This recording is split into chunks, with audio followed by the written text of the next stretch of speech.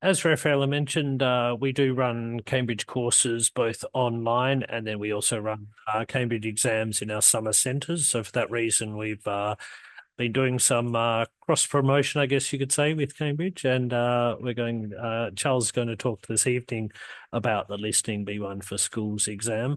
I have, as you might be able to see, I've opened the chat, so I know Charles would really like some interaction from you there. He's going to be asking some questions for you, so open that up and follow along. And with that, I think I'll hand over to Charles. Oh, just one more point. Um, Everyone will receive a webinar handout and a certificate of participation. We'll email that out to you by Monday.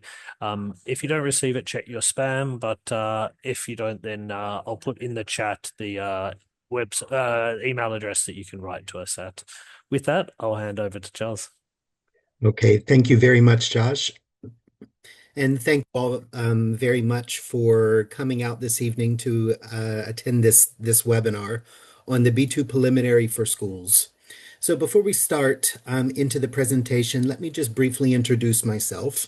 My name is Charles Stewart, and I do work for Cambridge University Press and Assessment in my role as Professional Learning and Development Specialist. What I do in my role, I travel around a very large area of the world, of which several European countries are our key markets. And I deliver workshops and training sessions for English teachers on behalf of Cambridge University Press and Assessment. So, with that being said, as I mentioned, we are going to be looking at the B2 preliminary for schools exam and specifically the listening paper in the roughly 45-minute session or so that I've prepared for us for this evening. So my hope is that after the session that you will know a little bit more about the B1 preliminary for schools listening paper. Specifically, we will be looking at both the structure and also for each of the four parts of the listening paper, exactly what skills are being assessed and what skills our learners are expected to have for all of the different parts of the listening paper. And my hope is that after this session as well, that you will walk away with various tips and various preparation points that you can then take in your classes to help your learners better prepare for the B1 preliminary for schools listening paper. So let's go ahead and let's start by looking at the structure of the B1 preliminary for schools listening paper. So what I've done, I have some questions here for you, and I'll show you the question, read it to you, and if you can please put your answer in the chat. So the first question is, how much time do learners have for the listening paper for the B1 preliminary for schools? What is the time for the listening paper? How long does it last? Okay, I see a 90 minutes, 20 minutes, 3 months must be a bit too long. 3 months, yeah, bit too long. A few minutes, about 20, 15 minutes. Yeah, for the listening paper, it's actually 30 minutes plus 6. So what this means is the actual time of the listening test is approximately 30 minutes. And then after the listening paper has finished, if you're taking the paper-based version of the exam, learners have roughly around 6 minutes to transfer their answers to the answer sheet. If the learners are taking the digital exam, it's still 30 minutes, but the second number changes a little bit. For the digital exam, it's 30 minutes plus 2 minutes just simply to read through and check your answers. So a little bit over 30 minutes. The second question, how many parts are there in the listening paper? Let's see if you were listening just a moment ago when I mentioned this. Absolutely well done. Most people have it. It is indeed four parts. And we will look at each of these parts a little bit later and look in depth at what happens in each of these four parts. The next question, what kind of accents do students hear in the recordings? Now, keep in mind, this is the B1 preliminary for schools exam, so a B1 exam. What type of accents do candidates hear in the recordings? UK, okay, different accents. British, different accents, more British, UK, British. So for the B1 preliminary for schools paper, it is a range of various English accents. However, it is standard. Therefore, usually you will have a standard British accent or perhaps a standard American accent or a standard Australian accent. Um, Here we stay very mainstream for the B1 preliminary for schools paper. However, in some of the more advanced exams, for example, the B2 first or the C1 advanced, C2 proficiency, the higher the exam, the more advanced the exam is, the wider the range of accents, working up to even non-standard English accents. So in some of the actual various accents that occur in the UK, for example, or in Scotland, but on the B1 preliminary for schools, just very standard across the board English accents. How many times is each recording played? Three, two, twice. Well done. It is indeed twice. So this is some general information about the B1 listening paper. Last question. What skills are assessed in each part of the exam? What are some of the listening skills that are being assessed?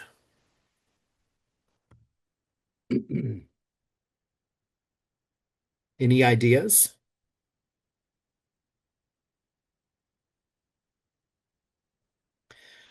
So, for the listening skills in the various parts of the listening exam, things like listening for gist, understanding specific information. Yeah, someone in the chat wrote general and specific meaning. Absolutely.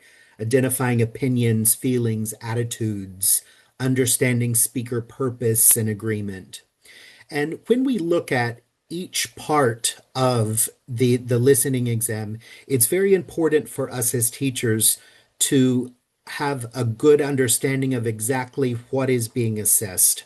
Because one common question that I have from a lot of teachers around the region that I travel in is, Charles, how do I better prepare my students for CEQs?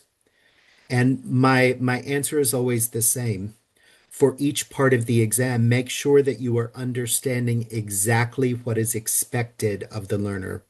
This is how you can better prepare your learners to take and to succeed at passing or at least getting a grade C in the listening paper of the B1 preliminary exam.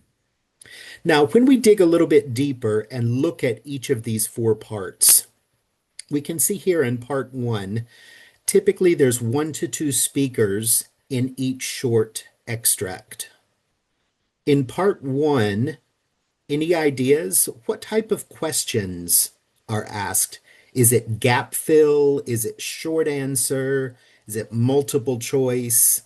In part one of the B1 preliminary for schools exam, what type of questions are asked? Any ideas?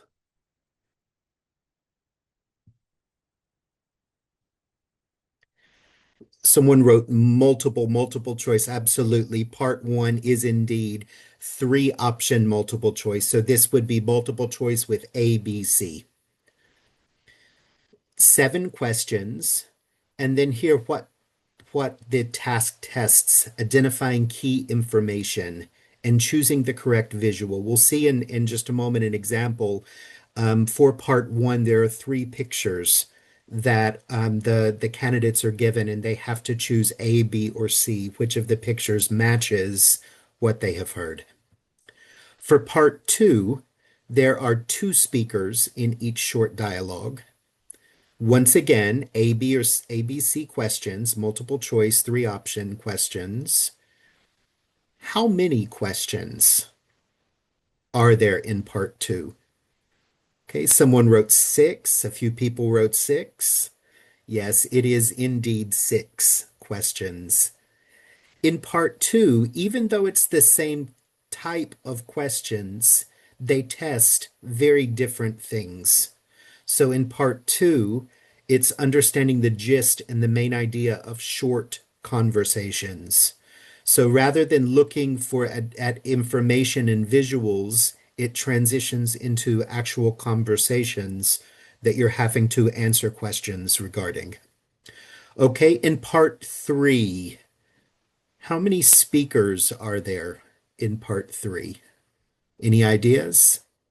Okay, one to two, two. It is one speaker. In part three, it is a monologue.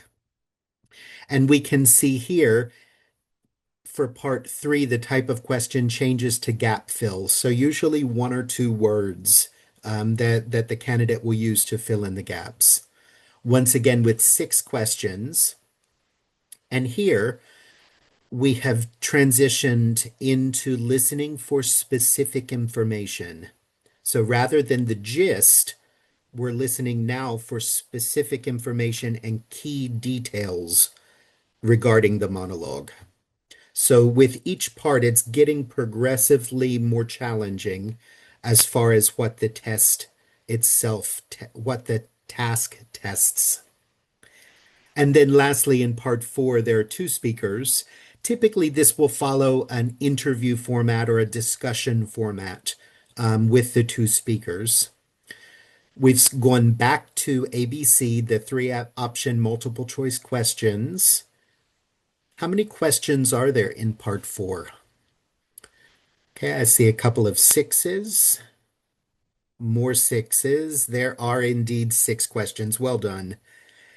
And then here in part four, this is one of the more challenging areas in the B1 preliminary for schools exam.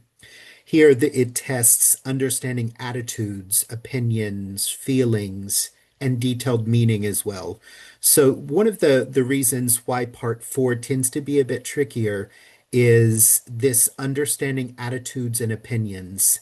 The answer may not be given exactly. The answer may need to be understood based on the context of what is being said. Therefore, with part four, this is the part that most candidates tend to struggle with a bit more.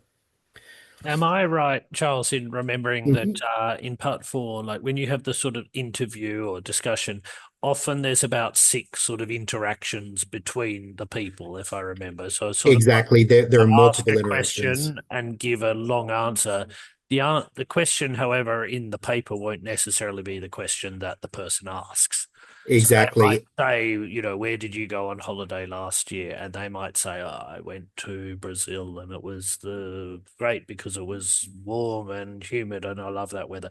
It wouldn't be where did the person go, but it could be something about what did he like about that destination. Exactly. And also in part four, there are distractors as well. Distractors are things that are said, but you have to listen to the sentence or what is being said completely in order to understand exactly what the answer is.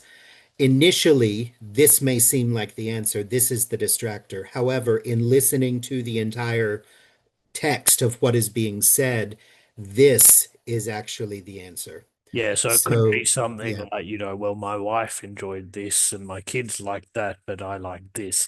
exactly. Those three things might be mentioned, but the question might be, what did the speaker like? Exactly. Exactly.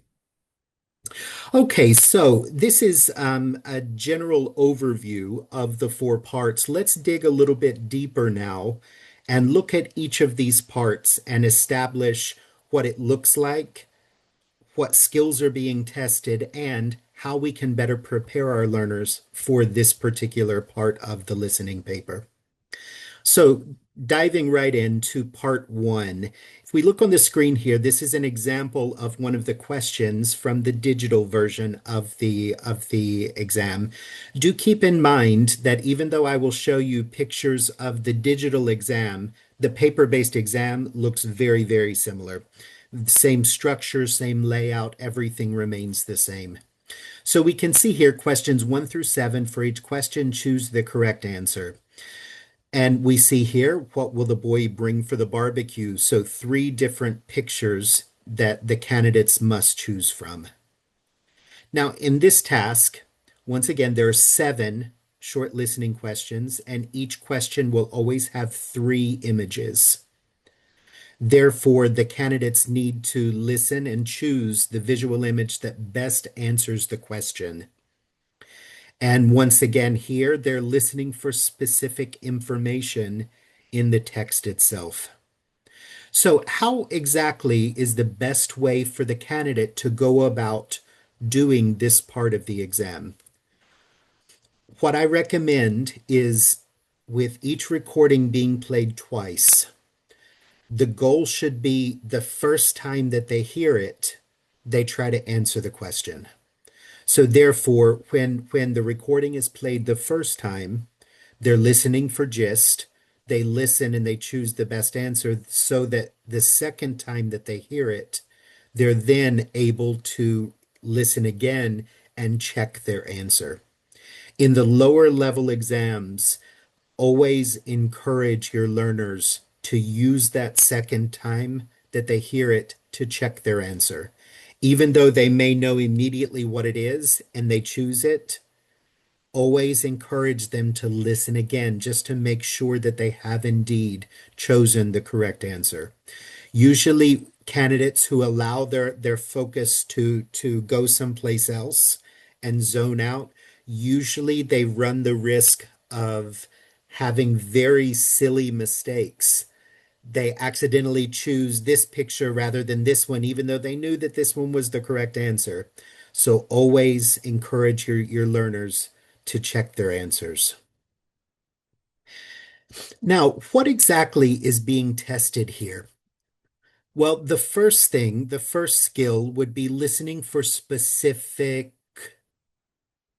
What is the word that's missing here? Let me hear from you in the chat. Listening for specific. Absolutely. Well done, Maria.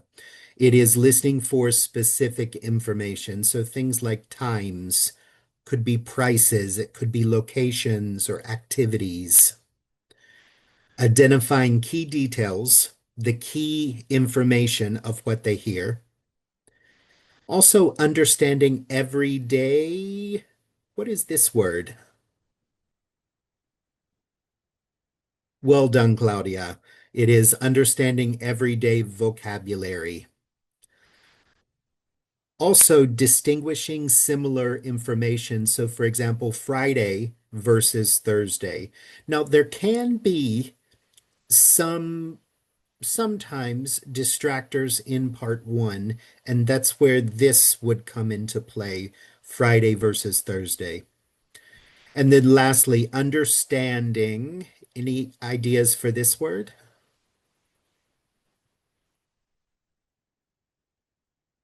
Okay, Claudia says planning, paraphrasing. Alessandra, it is indeed understanding paraphrasing. So here the speaker says it starts at 7:30.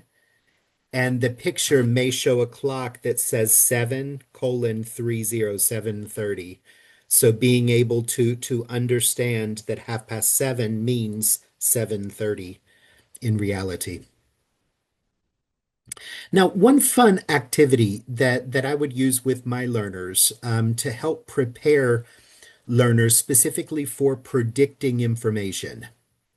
I'm going to play 3 different sounds for you. For each of the sounds, I want us to try to answer question number 1. Where are we? Okay, so the first sound, is everyone ready? Where are we?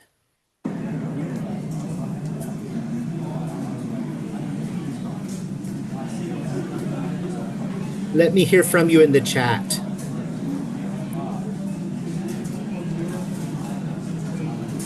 Okay, in a station, at a cafe, perhaps, on a road, in a pub. Okay, good guesses. Okay, let's imagine that we're in a restaurant. What are some different sentences that you think you would hear in a restaurant?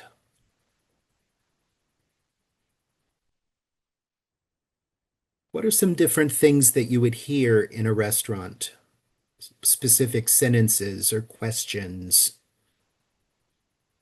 So dishes clinking and cutlery sounds, okay. What are the people saying? What are some sentences that are common that you hear?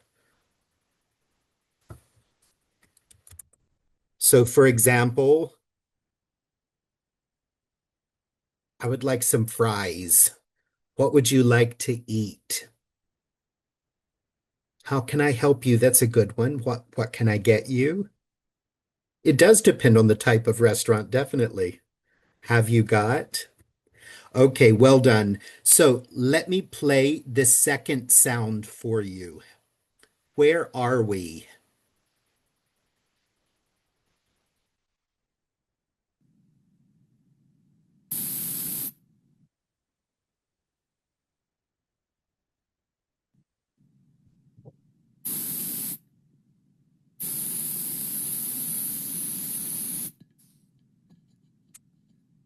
Okay, let me hear from you in the chat. Where are we?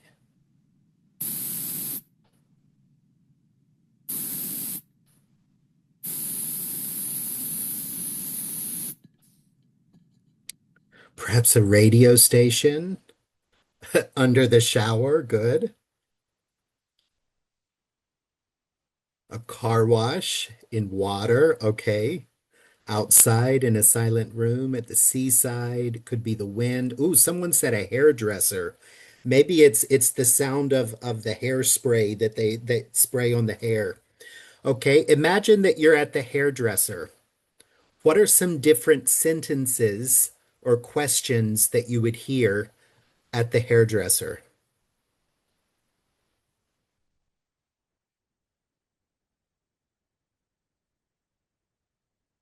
How short would you like it? That's a good one.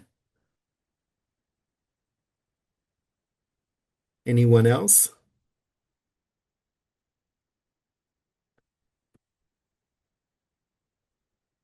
Okay. Oh, any request? Which color? Do you like it? What about your new style? Some very good questions. Okay, let's listen to the third sound.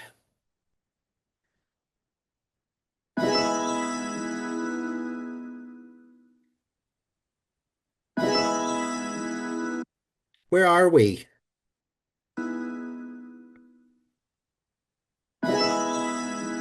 Carnival, concert, TV program. It could be a computer. Ooh, in a church, in front of a PC, in a mass, in a church, in the cinema, in a theater. Okay, let's imagine that we are in the theater.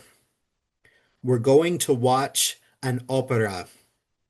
What are some different things that you would hear in the theater? What are some sentences or questions that you would hear in a theater watching an opera? So applause, yes.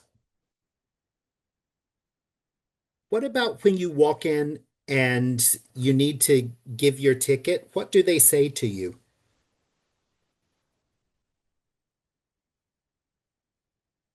Tickets, please. Exactly. Well done. Now, from here, if you're doing this in the classroom, I would have my students to then choose one of these, and then with a partner, they have to write a dialogue based around the what they hear. Now, what are we doing with this particular activity? How does it help add value to part one of the listening paper. Well, here, part one, a lot of the time deals with context, with the overall context of what is being said. Therefore, with this particular task, it helps to develop something called top-down listening skills. Basically, what this is when you let the context give you the information that comes after. So just here, we're at the theater. The theater is the context. What is language that is being used there? Name some instruments that you hear there, and so on and so forth. And specifically here, you're encouraging learners to use prediction. You're activating schemata, basically activating their prior knowledge of a topic. And you're getting them to explore the topic a bit more and anticipate possible vocabulary as well. You can also easily extend this activity as well, where you're discussing different genres. You're playing clips from different genres, and you're asking the student to match the clip to the genre as well in order to further discussion in the classroom about the actual genre of the listening itself. Okay, moving on, listening part two. So listening part two, if we remember, is also the three question or three answer multiple choice, A, B, C. And this is what it looks like. You can see here, rather than having the three pictures, now it has three sentences. And they need to read the question, listen, and then answer A, B, or C.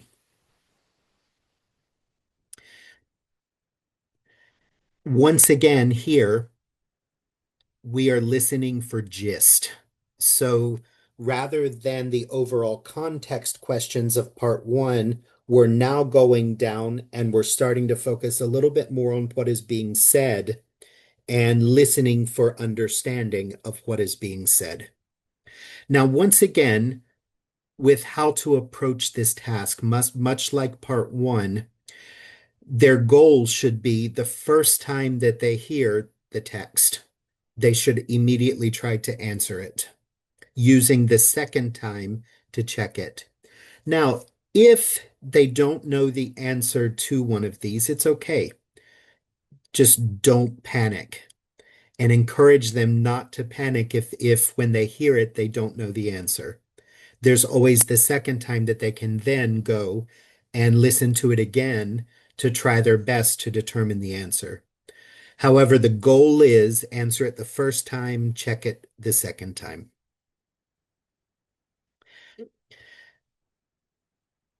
For part two, the skills that are being tested, understanding main ideas, but also following longer. What is this word?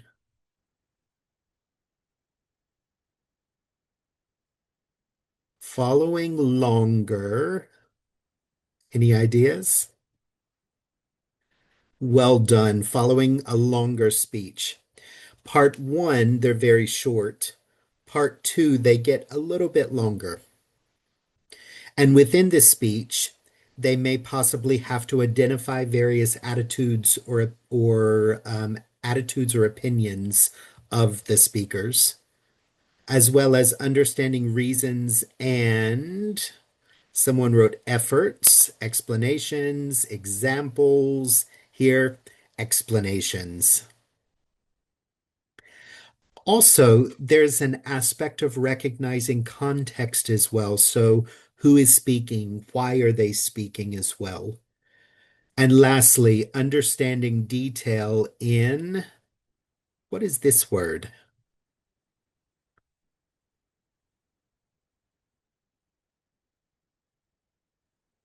Closed, someone wrote. Codified, good guess. Here, understanding detail in connected speech. So here, listening to all of the different parts of what is being said and finding the details and how they are connected as well. Now, how can we better prepare our learners for this section? Okay, here's an example question. You will hear a boy telling his friend about a rock climbing trip. How did he feel about it? Grateful for the help he got, satisfied with his climbing, hopeful of going again.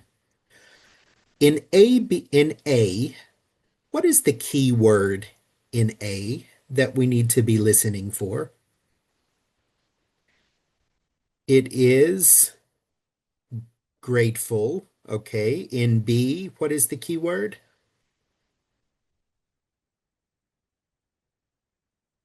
Okay. And what about in C? Exactly. So here we have three keywords: grateful, satisfied, and hopeful. Now, one of the things to understand beginning with the B1 preliminary for schools exam and in all of the subsequent exams that are at a higher level, sometimes in the B1 exam they will use the word grateful, but other times they may use a synonym. So, a very good thing to do in your classes with your learners to help them prepare for the overall B1 preliminary listening paper is to make sure that they have a good understanding of synonyms. And one way that you can do this is with something called semantic mapping. Basically, semantic mapping is looking at a word and exploring the language that is connected to this word. Well, for my B1 learners, I would do a very simplified form of semantic mapping where we would have a circle with a word and we would brainstorm synonyms and antonyms. So synonyms are words that are this mean the same. Antonyms are the words that mean the opposite to it. So let's do that for these three words. So the first word is grateful. In the chat, what are some synonyms that you can think of for grateful? Glad is a good one. Appreciative, thankful. Okay. What are some antonyms for grateful? So the opposite of grateful. Okay, ungrateful. Anything else that you can think of? Unhappy, perhaps? Good. And what we would do for these three words is in the class, I would have learners individually to prepare semantic maps for these three words. And then I would put them with a partner and then put those two with another partner to form a group where they're combining all of their semantic maps into one. Now, another option of how you can do this would be with post-it notes as well, where you separate the class into teams, put this on the board, and you say each team gets a set of post-it notes, and you say, ready, three, two, one, go. One word goes on one post-it note, and they have to run to the front and put it on the board as well. So you can turn this into a game, getting them up moving, also very easily done with semantic mapping. But here we're exploring the language associated with words that they would encounter in the B1 listening paper, part two.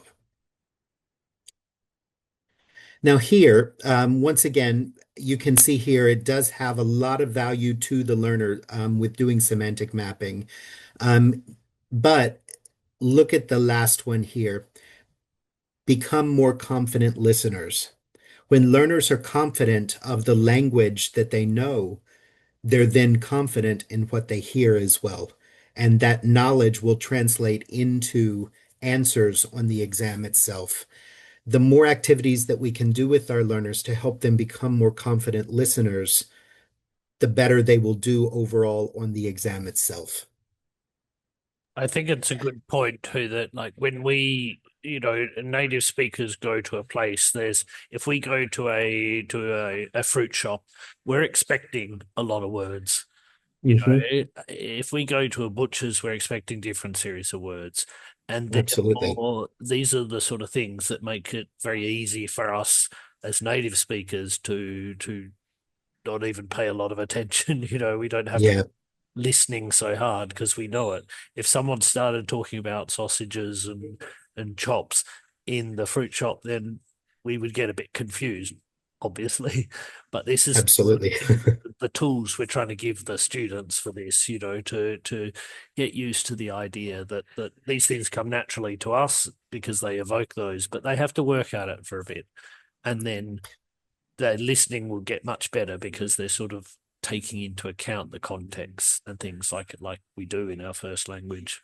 Absolutely. Absolutely. Very good point. Okay, moving right along to part three. We can see here, this is an example of what part three looks like. Here, we're looking for short answers. So fill in the gap with one or two words, or it could possibly be a number or a date or a time or something like this. So we've gone from contextual listening, listening for gist and the overall understanding, now down to focusing on very specific information of what we're hearing. So here, I'm for the sake of time, I'm not going to go through this, but just point out just one or two things. One is here, usually it will be a single word or a number. It could possibly be a short noun phrase. So therefore, most of the time, it will be one word or one number or something like this that is the answer. However, it could occasionally go up to two words as well. Now, another thing to bear in mind with part three is spelling does matter. If they write the correct word but misspell it or spell it incorrectly, then it is counted as a wrong answer. They will not be given a point for that answer. Therefore, mind spelling for part three. A few skills that are being tested. Listening for precise, factual, what is the word here?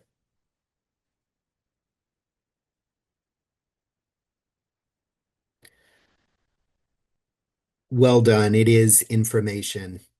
And because numbers can be an answer, recognizing numbers as well. So things like dates, prices, phone numbers. Um, what type of accuracy? Absolutely spelling accuracy. Understanding keywords in, well done, context, and following structured information as well. Now here, one activity that you can consider for practice in part three is doing actual parts of the exam together as a class. So with this question here, you will hear a man called Phil Lamb telling a group of students about his work as a TV presenter. For questions 14 through 19, write the correct answer in the gap. Write one or two words or a number or a date or a time. So number 19 would be Phil would like to be a blank in the future. So what we would do as a class, rather than listening and answering it, is I would tell them, okay, first of all, what kind of word do you think goes in the gap? So in the chat, what type of word goes in the gap? Noun, specifically a job. So what I would ask my learners here is, okay, so we're going to listen to this listening excerpt. Listen and write every job that you hear. So when we do this, these are the jobs in the listening excerpt that they would write down. TV news presenter, journalist, editor, actor, radio news presenter, and a producer. And then we would listen to it again, and I would say, okay, now here are all of the jobs. Let's listen again. Which of these jobs goes in the gap? So here, in doing this particular activity, You are helping to build not only lexical knowledge, but you're also encouraging reflection on the language that they are hearing in the context as well. You are by asking them what type of word is this, you're getting them to predict the type of word, which is a listening strategy. You're getting them then to identify various words in the context of the listening before then able to identify, okay, this particular job is the correct answer to the question.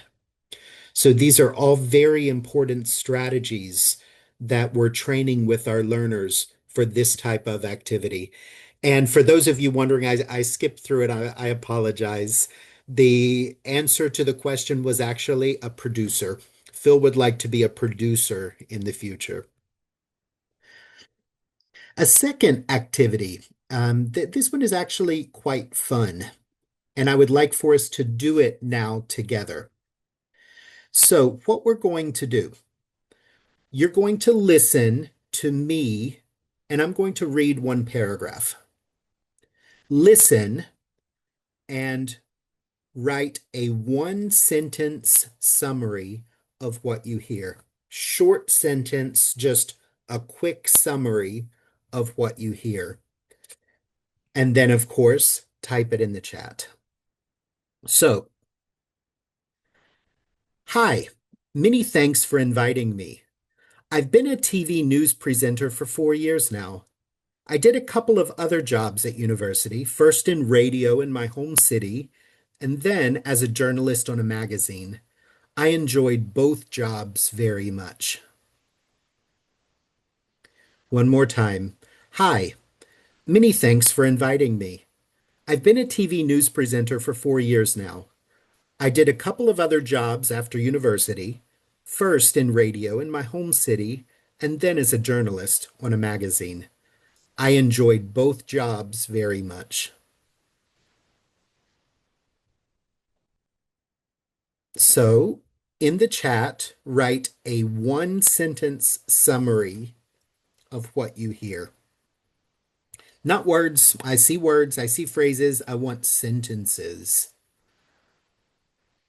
Okay, so one person wrote, he talked about the job he did.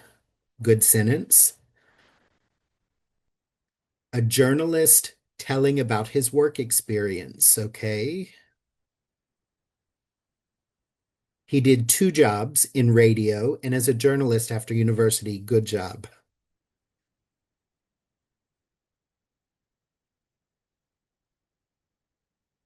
He talks about his work experiences. Well done. So, what is this type of listening task called? Whenever you're not playing the actual recording, but you are reading it to your learners and they are listening and doing something with it. What type of listening task is this called? Does anyone know? This is called a live listening task. Live listening tasks are great. They break up the monotony of listening tasks done the traditional way. Usually, with a listening task, you set the task, you hit play, they listen, and they do the task. And then the next time, you set the task, you hit play, and so on and so forth. However, with this, doing this type of listening task occasionally breaks up the monotony. And in order to get the attention of our learners and to focus the attention of our learners just a little bit more into listening for the specific task that you have set them here in writing a one sentence summary. Another option of how you could do this particular activity is rather than writing a one sentence summary, they have to write 3 sentences about what they heard. One sentence is true, 2 sentences are untrue. So here, playing two truths and a lie, where you then get them to read it to a group and they have to guess which is the truth and which is the lie. You could also up the challenge here and say, for the lies, change the sentences around to make them true as well. So there's some really good scaffolding that you can do in adjusting to the different needs of your learners. For this particular for this particular task, how does this task raise the learner's awareness of part three of the listening paper?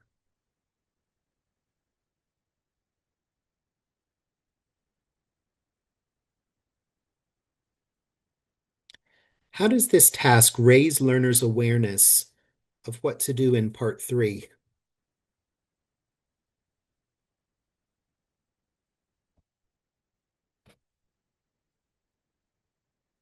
Absolutely. Understanding keywords in a complex conversation. Excellent. With this, keep in mind that in part three, they're listening for key information, these key words. And by them listening to the key words and then having to summarize it in one sentence, they're showing an understanding of those key words. Therefore, you are developing lexical awareness of those keywords in the conversation itself. Okay, and lastly, and I am aware of the time, very quickly, let's look at part four. Here, we're back to the multiple choice questions. So here, for example, you hear a radio interview with a young singer called Mandy. For each question, choose the correct answer. So once again, the task here, there are three options, and we're focusing in here on a detailed understanding of the meaning. So once again, focusing on the details themselves. So firstly, the first step that a candidate should do for part four, and this is very specific to part four. So when the instructions are read to the learners, when they hear what they're supposed to do in part four, there is a pause to give them time to very quickly read through the questions before they then have to listen and answer. Therefore, make sure that during the pause that they are reading the questions, that they're thinking about the context, that they're identifying the keywords before then listening, choosing the best answer, and then listening again and checking their answer. The skills that are being tested, understanding opinions. Keep in mind here, distractors I mentioned earlier are used in part four, so do be mindful of those. Things like following the interaction as well between the speakers, where there's multiple questions that are being asked or multiple things that are being discussed, making sure that they are following the conversation as well. And with the distractors, understanding implied meaning as well. The answer, the word itself may not be specifically said, it may be implied. Therefore, being able to understand attitudes and opinions as well. Distinguishing agreement and disagreement as well. So with the distractors, it may be what do I like? And as Josh said, he may be discussing what his son liked, what his wife liked before then what he likes. So be mindful of this. Um, the closing idea that I will leave you with here is just simply going through with your learners and identifying the key words. So as they are taking the time in the pause in between when they hear the instructions and the beginning of the first text being played, they're not only reading, but encourage them to read with their pens, where they're reading and they're underlining or they're circling, they're highlighting the keywords. Basically, this is giving them an idea of what they should expect to hear, what they're listening for. So here, Mandy started working as a DJ. And let me encourage you, do this together. Do this often with your learners. Put them with partners.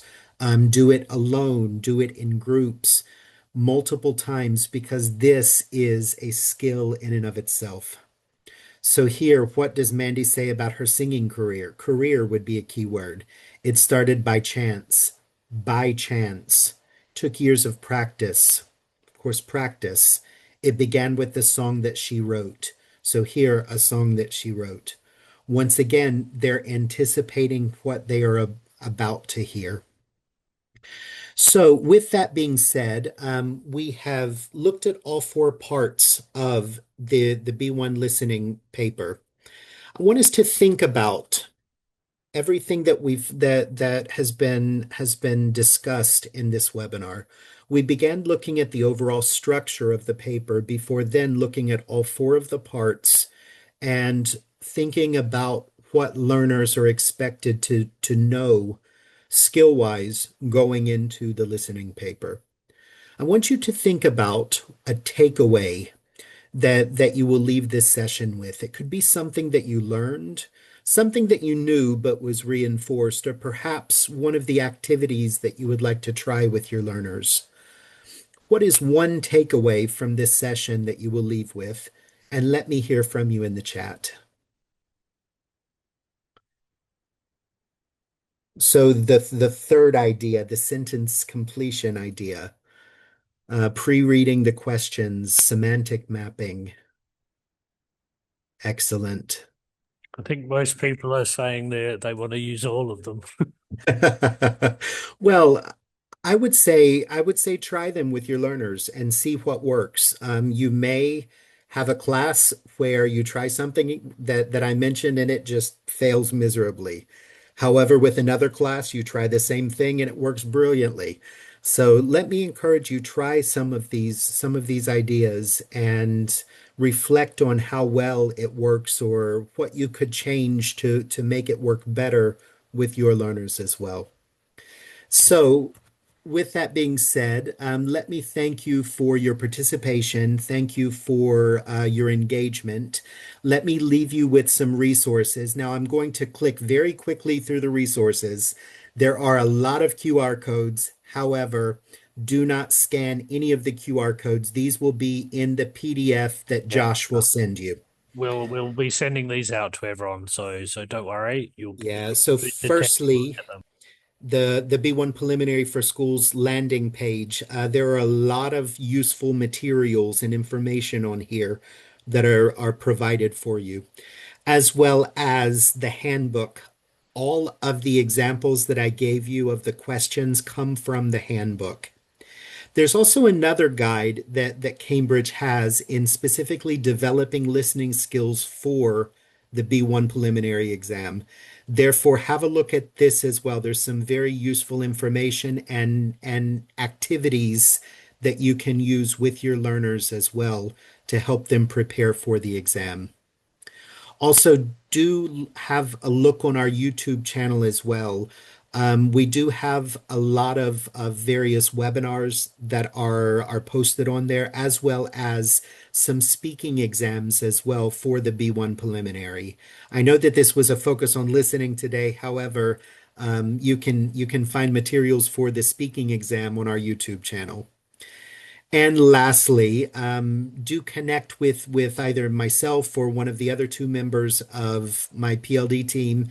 We do post regular updates on LinkedIn, so do connect with us on LinkedIn if you would like to receive various updates, upcoming webinars, new materials that Cambridge publishes. So, with that being said, thank you very much. Let me turn it back over to Josh.